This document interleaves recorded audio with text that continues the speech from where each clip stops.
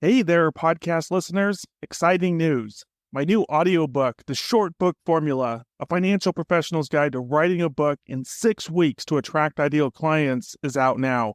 And the best part, for a limited time, we're offering this audiobook to you for free.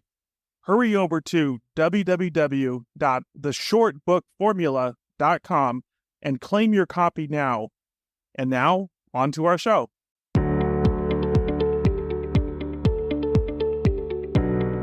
Welcome to another episode of the $1 Million Producer Show. Today, I'm thrilled to introduce our guest, Anton Anderson, the driving force behind the Elite Resource Team. Anton has used his experience as an investor, advisor, and CPA consultant to create a company that's transforming the way financial advisors and insurance agents build their businesses. Elite Resource Team focuses on fostering successful partnerships with CPAs, a proven method that results in helping more people, boosting income, and cutting marketing costs. I've been following Anton's work for several years now. I can tell you that the concepts and strategies he brings to the table are truly game-changing. His unique approach has the potential to significantly enhance the way advisors and CPAs grow their practices. Welcome, Anton. How are you doing today? I'm doing very well, Paul. Thank you for having me, man. An honor. I'm looking forward to our conversation. Yeah, absolutely. Let's just dive into it. First question is, can you give us a bit of an overview of your professional journey? It looks like you started at Smith Barney in 2003, and now you've been running as CEO, Elite Resource Team for, I believe, a number of years now. Yep, just close to 9 years. So going back to 2003, Smith Barney days, I was in college at the time, working almost full time. For whatever reason, at a young age, got bit by this bug. I thought it was wanted to be a stockbroker originally. That was like when I was a freshman and sophomore in college. That's what I wanted to do. It's probably influenced by Glenn Ross and what else was back then. I just somewhere along the way thought that was the path I wanted to pursue. Smith Barney was an exciting opportunity for me, which really turned out just to be making phone calls straight out of the phone book, trying to call wealthy clients and set up appointments for the big dogs in the office. I didn't really last all that long there. My dad's now retired, but both parents actually elementary school professionals. My dad was an Eagle Scout and had a couple early experiences at Smith Barney where you couldn't make up stories like this. I'll just give you one real quick. I was the top performing intern one week, and the big dog in the office said, "Okay, you get to spend 5 minutes with me answering whatever question you have." And I said, "All right, if there was one thing you could name for all of your success, what would it be?" He said, "Oh, you really want to know? Every morning when I get to this office, I leave all of my values and morals on the elevator." Wow. Oh my, wow. Is this recorded? What is this, a hidden camera? What's going on here? This has smacked me with Wolf of Wall Street vibes. Wolf of Wall Street completely. It was just amazing. So I left there and joined a smaller boutique firm out of Del Mar, California. They focused on a little bit more of, I'll call it, advanced planning for higher net worth clients. This is where I started getting introduced to kind of estate planning concepts, tax planning concepts, working with just the very beginning for me of working with CPAs and attorneys, and learned a lot and enjoyed it.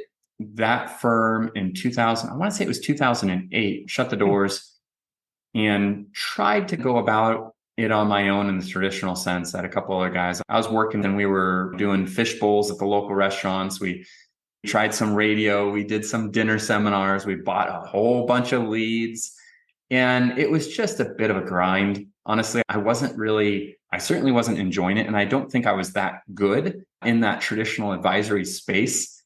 So within a year or two, I started getting introduced to the concept, which I originally learned at Smith Barney, but I was too young, too inexperienced to really take advantage of. But the concept of advisors and CPAs working together, right? That's the whole idea of forming strategic partnerships. And if you could leverage the trust that the CPA already has with their clients, and then you could help to bring the wealth management or the life insurance annuity planning to their clients, then you create a win-win.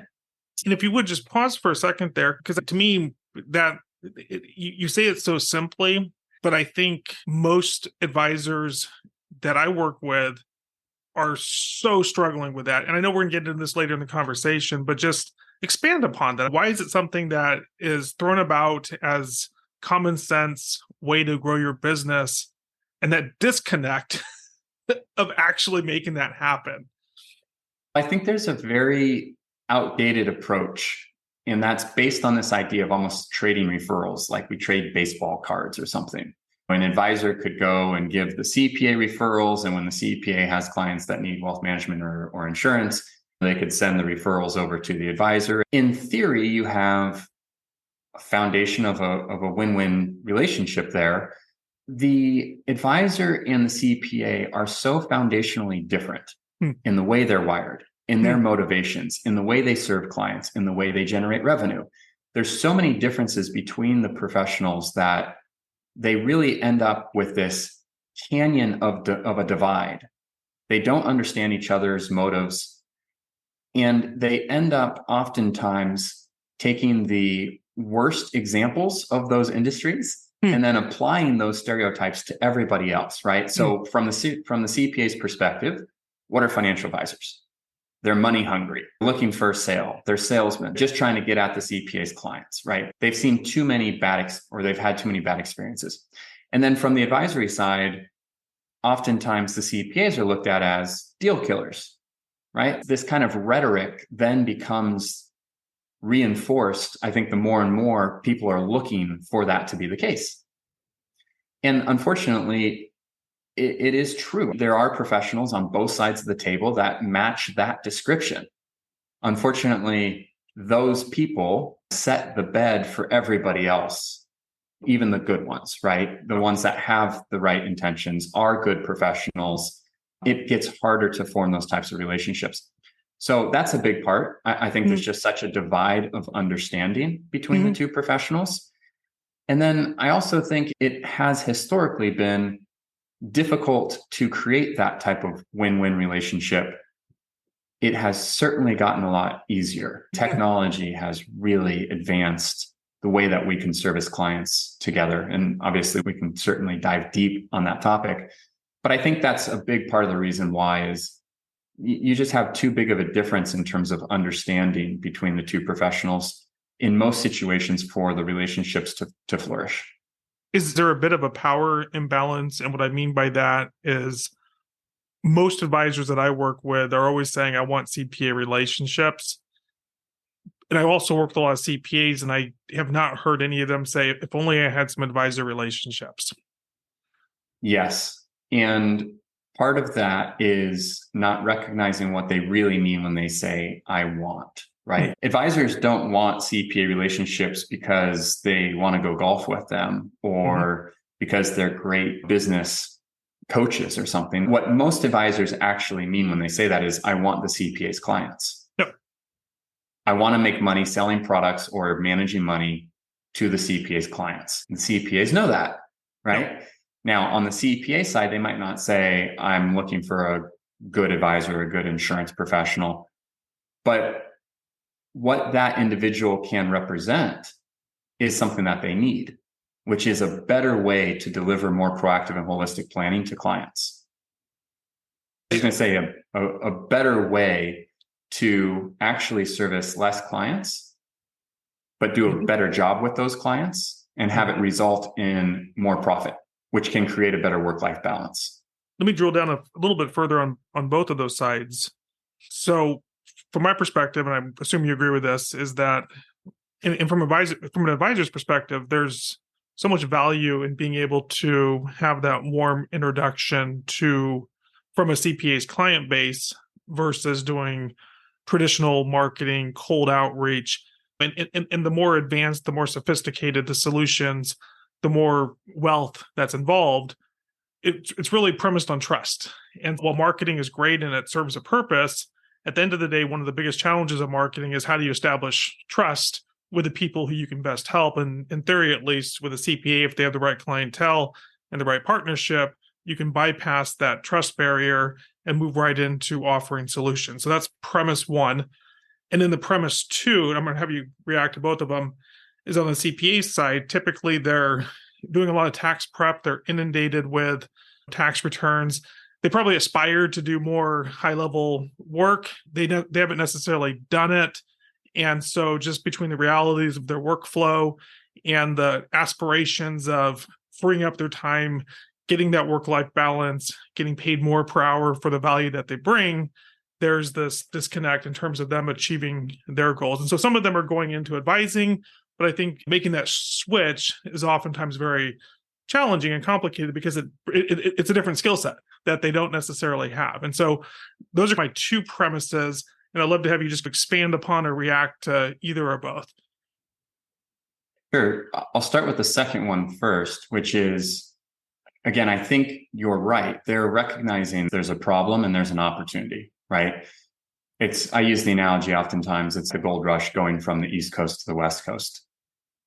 There's gold on the West. Now, how do we go about tapping into that wealth or that opportunity? There's a lot of different ways. You could go in the winter, you could go in the summer, you could go north of the Rockies, south, whatever it is. So one of the solutions that accountants are being driven towards or attracted to is, like you said, them going out and getting licensed or offering more advisory services themselves. I don't think that's necessarily the best way. Of course, I'm a little bit biased because my training company teaches them otherwise. But I think what you end up having there is, as you appropriately touched on, you have somebody that's becoming a jack of all trades. Mm-hmm. They're trying to wear multiple hats because they think that's the way that they can either grow a better business, become more profitable, help their clients more. And there's some truth to that, but I think the better way is for them to not try to swim in multiple swim lanes, but rather stay in their lane and leverage the expertise of somebody else that already has a complementary skill set. Mm-hmm. It's just like an advisor going out and getting the EA license and trying to offer tax returns. It's like, why are you limiting how good you're going to be at your individual craft by distracting yourself with other responsibilities? Yep. And I've used this analogy of sports before.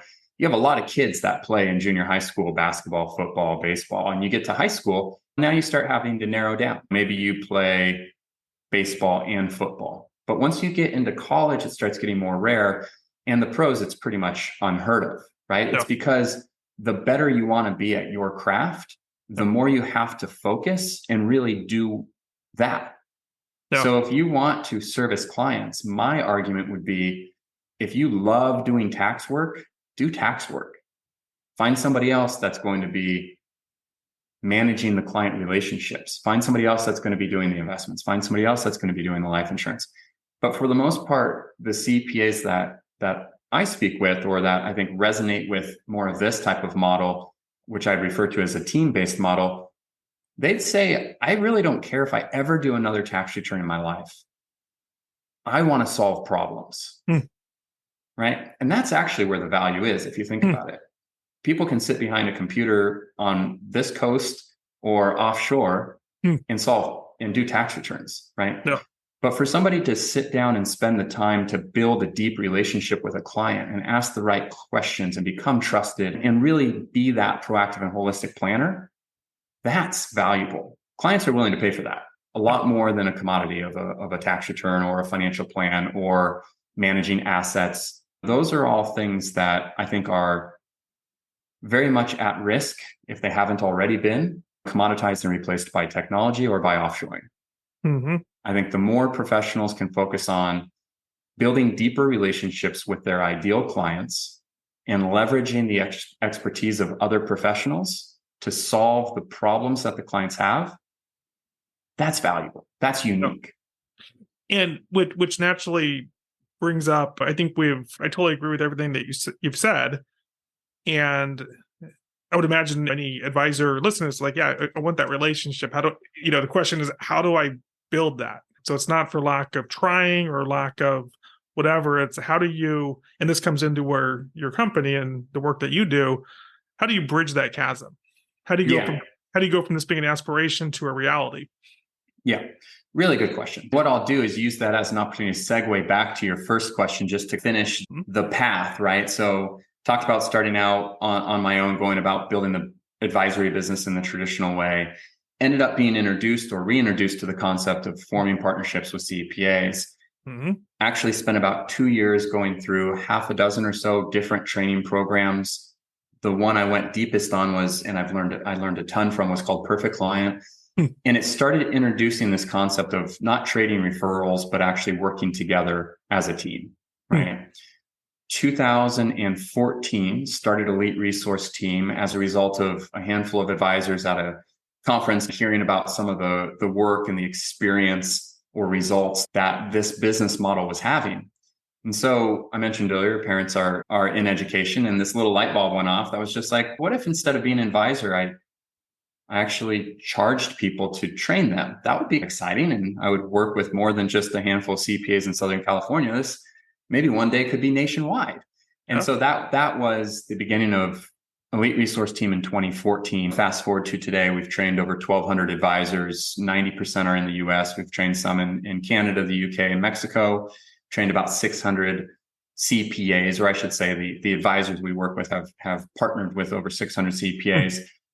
And really, it's all built on this premise that if you can do a better job learning about the professional that you're looking to work with, and then communicate with them in a way that actually addresses their concerns and their problems rather than just what you're looking to get out of the partnership, the two of you can create synergy with one another and deliver a better client experience to both of your books of business.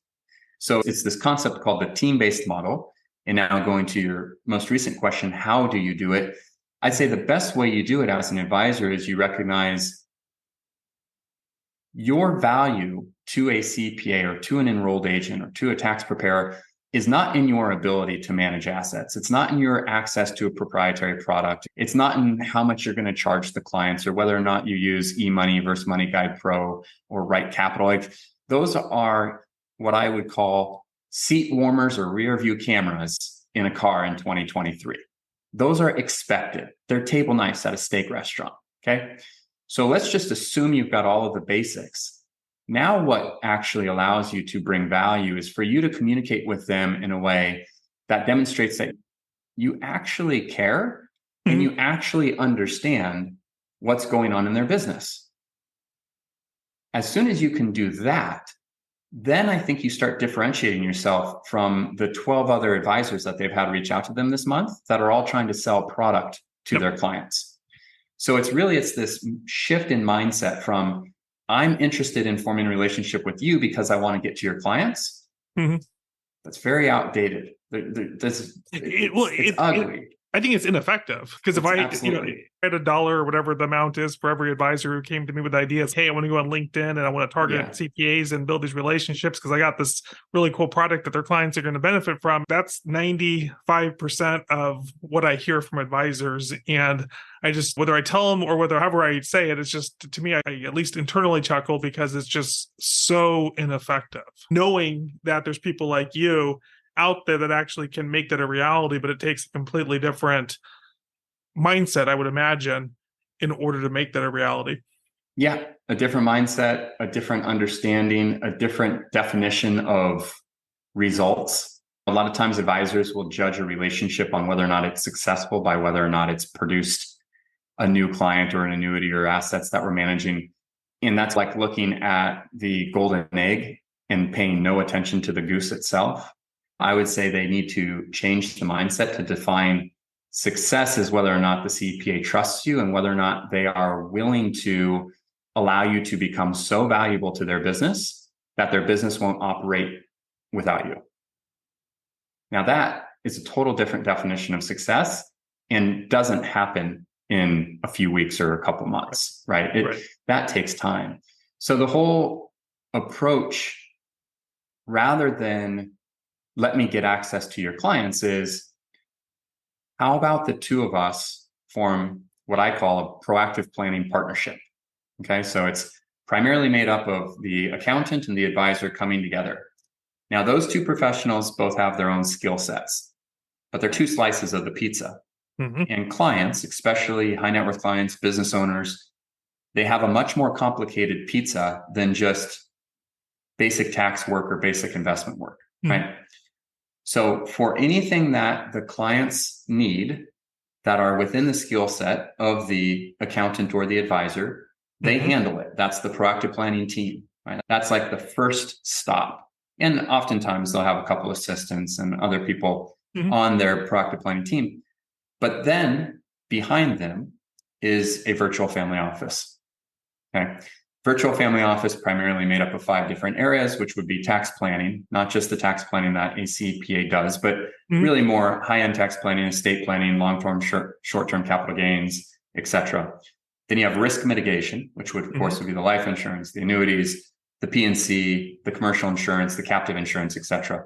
Then you have wealth management, which could be the investment accounts, the 529s, retirement, the cryptos, the real estate, etc. Then you have legal services, buy-sell agreements, trusts, wills, all that good stuff. Then you have business advisory services, working with business owners, helping them look at what's my company culture? Where is this company going? What are my KPI? Am I using any type of measurement system to track the growth and the development, right? So those are the 5 areas. And the more an advisor can say, you and I, we form a proactive planning team. We bring this message of more proactive and holistic planning to our clients. Anytime there's something that's within our wheelhouse, we work together to deliver that or solve that problem. And anytime there's something that's outside of our wheelhouse, we leverage this team of professionals, I call it a virtual family office, to come into our client's ecosystem. We don't refer the client out. We bring the expert in. We look and do proper due diligence to determine whether or not it's appropriate for the client. We ask the expert to give us a little bit of time. We communicate back with the client. What do you think? Are you comfortable? Here's the pros, here's the cons. And then ultimately, we hold the client's hand through a complete planning process. Yep. Very different than just handing off a referral and trying to manage some money or sell a product. Yeah, that's, again, trust, barriers to referrals for those reasons. It's why am I going to refer my best client to someone and then worry about the relationship, how it goes, could go poorly, could go well. And then, of course, maybe if it goes well or poorly, what's the impact on me? So there's so many obstacles to referrals that I think what you described through the virtual family office helps solve for, and really is win to everybody involved. One question that I was thinking about as you were talking, a lot of this sounds almost like dating and marriage, right? And I heard you in a video that I was looking probably on YouTube or somewhere, but if I remember correctly, one of the things that you or your team does is really you help both the advisor and the CPA or accountant have this deeper discussion. So you help facilitate that discussion in a way that possibly left to their own devices, they may not be as able to do, which is like a marriage, right? I'm here for more than just a date and this and that. This is how my wife got me. She's like, hey, I'm happy to date you. Ultimately, you need to have long-term potential. Otherwise, it's fine. Just you're not right for me. So how do you initiate that discussion? And another part of or another subset of that question is how many of these relationships are appropriate? I'd be like, this is fantastic. I want to have 10 different wives. I want to have 10 different CPA partnerships. This serves me very well. And I guess realistically, if you're really having this relationship with the accountant or CPA, how do you manage that in a way that is mutually beneficial? Yep.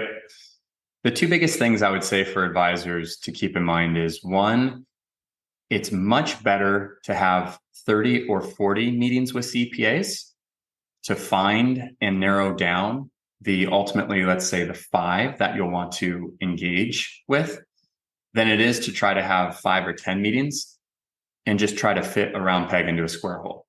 So the first thing I would say for advisors listening is set expectations that you're going to meet with at least 30 CPAs. And the advisors that are doing this really well that we've trained, they've met with 50 plus CPAs, because you want to quickly identify the ones that have the right mindset and are looking for this type of proactive partnership to serve their clients.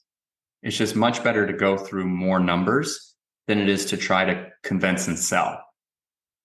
So the KPIs would look like 30, 40, 50 CPA meetings that I'm having. I could use clients to get introductions. I could use every prospect I'm sitting down to.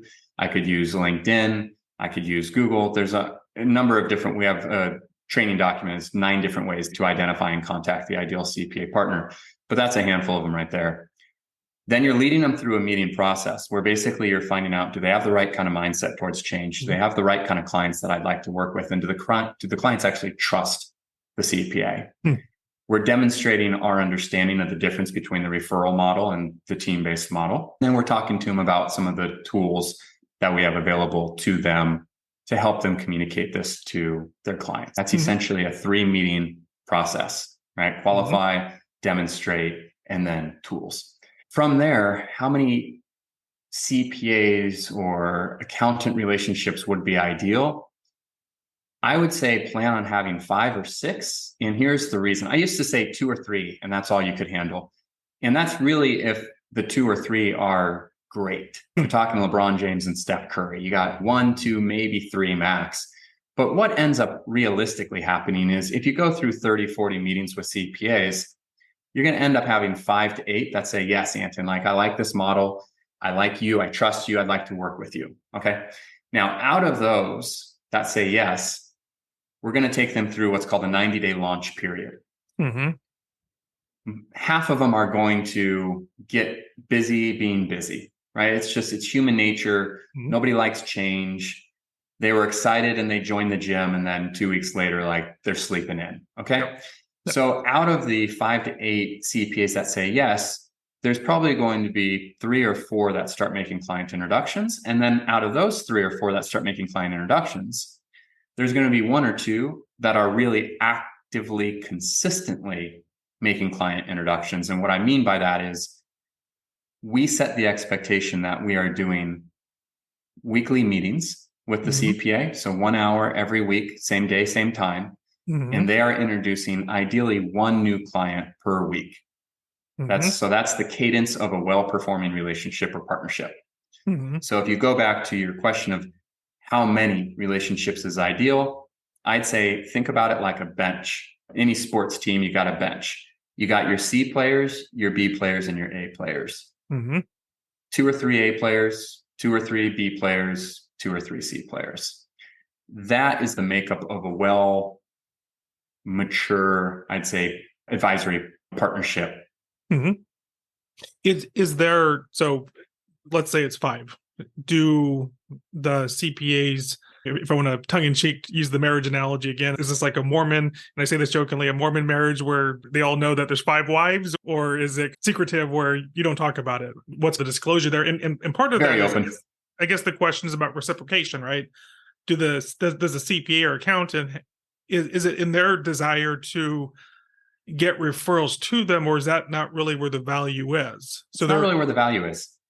I tell advisors, so it's very open, first of all. I wouldn't try to hide the fact that you're working with other CPAs. And oftentimes, it's good to have 1 or 2 clients of your own that are looking for a new proactive CPA relationship, not so you can refer them to the CPA, but to help jumpstart the partnership process, right? So if I'm sitting down with you, Paul, and we've had 3 meetings and everything so far is checking off, I'd say I actually I'm quite confident in what we're building here. I think there's a lot of synergy. In fact, I've already got a client. He's currently unhappy with his CPA. I'd like to invite the client to sit down with the 2 of us so we can explain to him what we're building within this proactive planning team.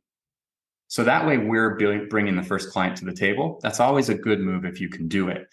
But it's only done in the context of explaining, I'm doing this, Paul, because I want you to feel comfortable kind of driving around the block once in my car.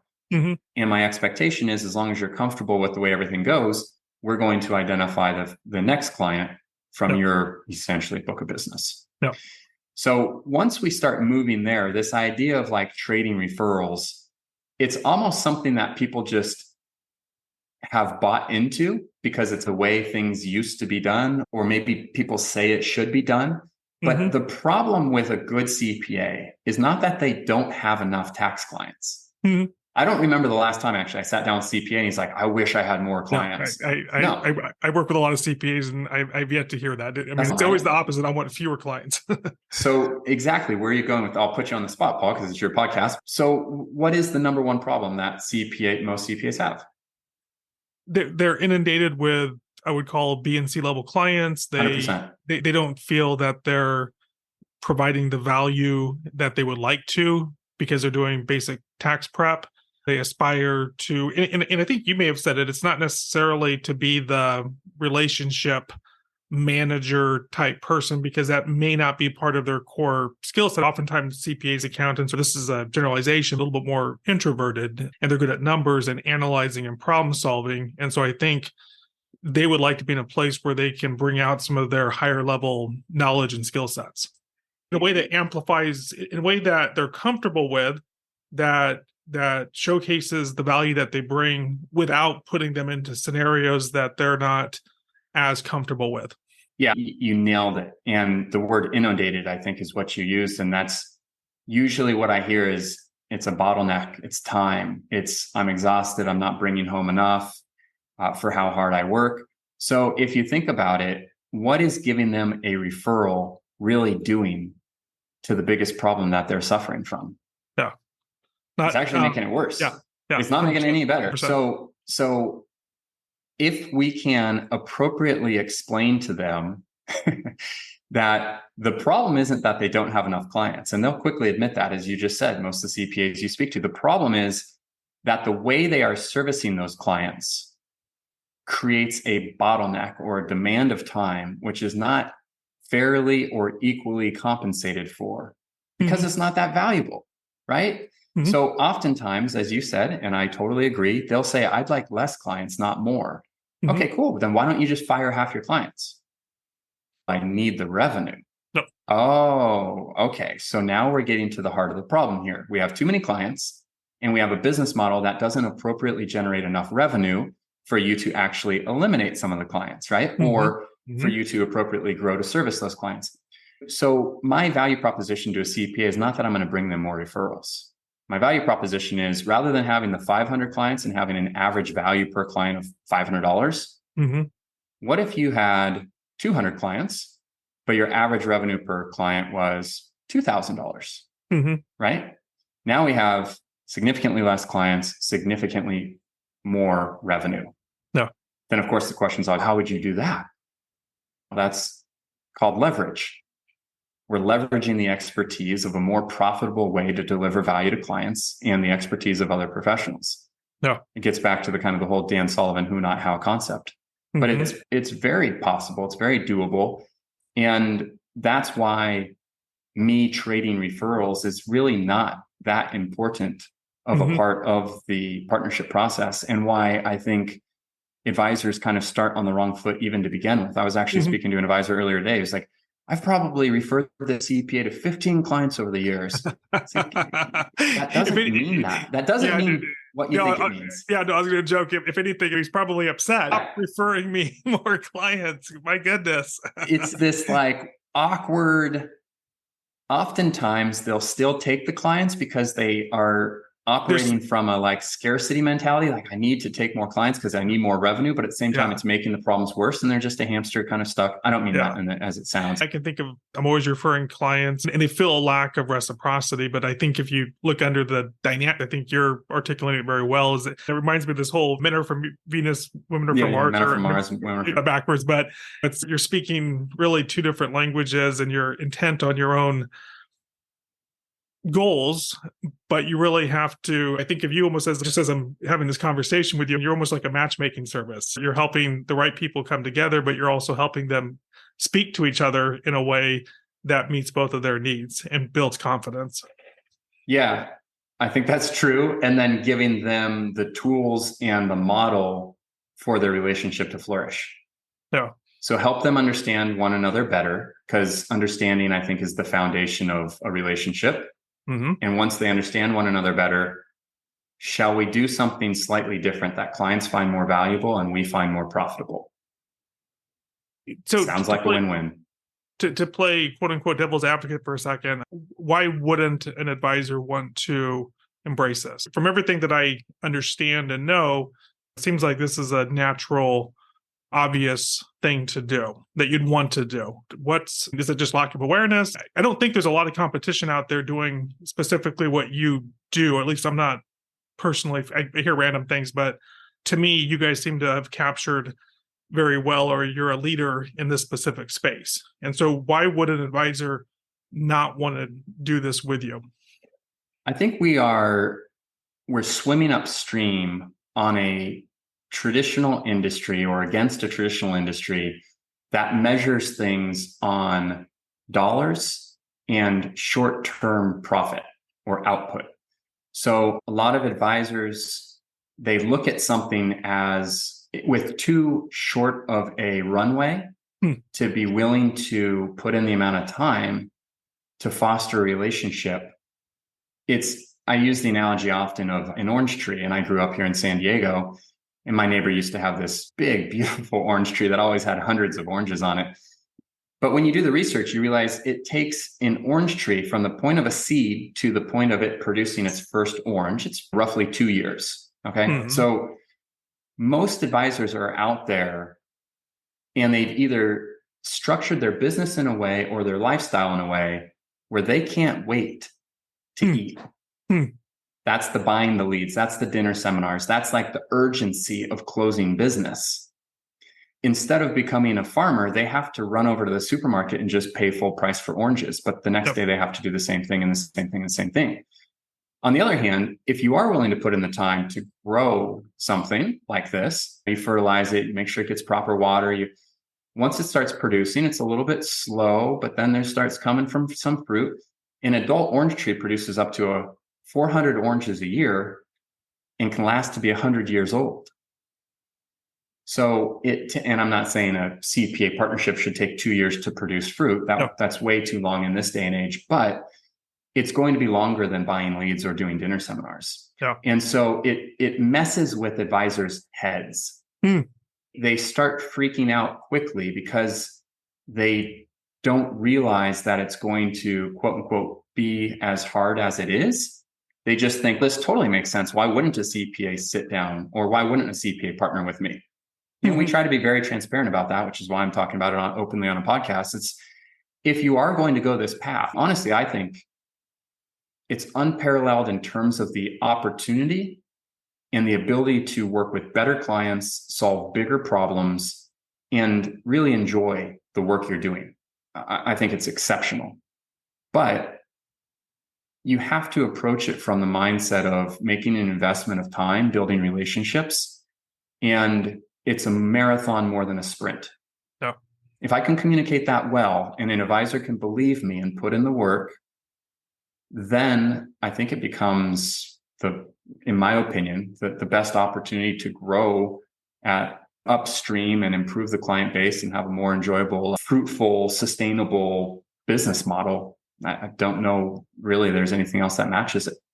No, I can relate a lot because I work with a ton of advisors and I see the same thing, which is when people initially come to me, the first thing they're focused on is leads. Okay, How do I get leads? How do I get appointments? And I understand and get it. By the same token, what I see them doing in many cases, having worked with them over time and just seeing the industry, and it's exactly what you said, is that one, they're paying a huge premium for leads. But secondly, the quality of leads, they're competing in this marketplace of being a commodity. Right? They're out there trying to, I can just get my message out, sell, get my brochure out, I can convince someone.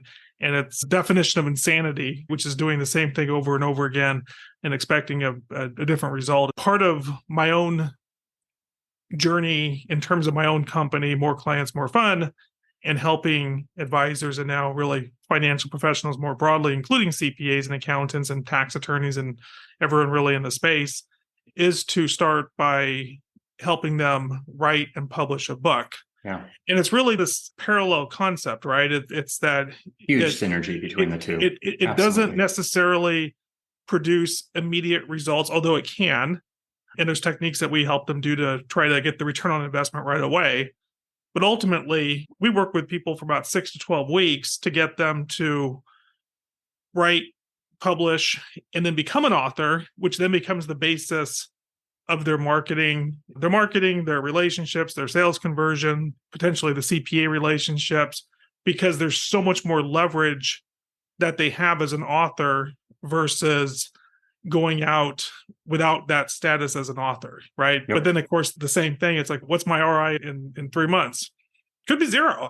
We can try to mitigate that, but the better question is, what's your ROI over 5 years? Yes. And what's the quality of your life over the same 5 years? Are you actually doing the work that you would love to do working with those bigger accounts and more problem solving or whatever it is that you would dream of doing, or staying stuck in the rut of where you are today, simply almost like Groundhog Day, repeating the same thing over and over. Now, I'm going to do something which is you graciously have invited me to speak at your upcoming event this month. And I don't know if this will be released before or after that, but I'd love to get your thoughts in terms of where you see what you do in terms of CPA partnerships and the work that you do and what I do in terms of helping advisors and financial professionals write and publish a book, and where you see that synergy happening.